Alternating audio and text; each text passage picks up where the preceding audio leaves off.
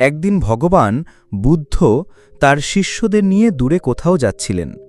হাঁটতে হাঁটতে হঠাৎ তিনি দেখতে পেলেন এক বৃদ্ধ ভিক্ষুককে, যিনি ক্লান্তভাবে চলেছেন।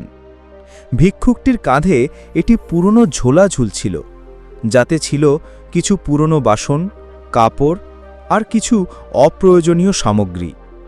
বুদ্ধ থেমে ভিক্ষুকটিকে জিজ্ঞেস করলেন, তুমি এত ভারী বোঝা নিয়ে কেন হাঁটছ? ভিক্ষুক উত্তর দিলেন, প্রভু, এগুলো আমার প্রিয় কিছু জিনিস। বহু বছর ধরে এগুলো আমার সঙ্গে আছে, আমি এগুলো ছাড়তে পারি না।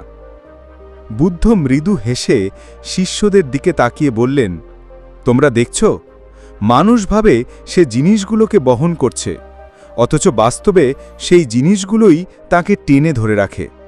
ঠিক তেমনি আমরা সবাই কিছু না কিছু পুরনো স্মৃতি, দুঃখ, অহংকার, ব্যর্থতা কিংবা সম্পর্ক আঁকড়ে ধরে থাকি, যেগুলো আমাদের সামনে এগোতে দেয় না। তারপর তিনি বললেন, জীবনের পথে হালকা হতে শেখো। যা তোমার অগ্রগতির পথে বাধা সৃষ্টি করে তা ছেড়ে দাও, তবেই তুমি সত্যিকারে অর্থে মুক্তি পাবে। যা আমরা বহন করি সবই প্রয়োজনীয় নয়। সত্যিকারে শান্তি পেতে চাইলে মনের অপ্রয়োজনীয় বোঝা নামাতে শেখো। গল্পটি সম্পূর্ণ দেখার জন্য অনেক অনেক ধন্যবাদ। দেখা হবে পরবর্তী নতুন একটি ভিডিওতে।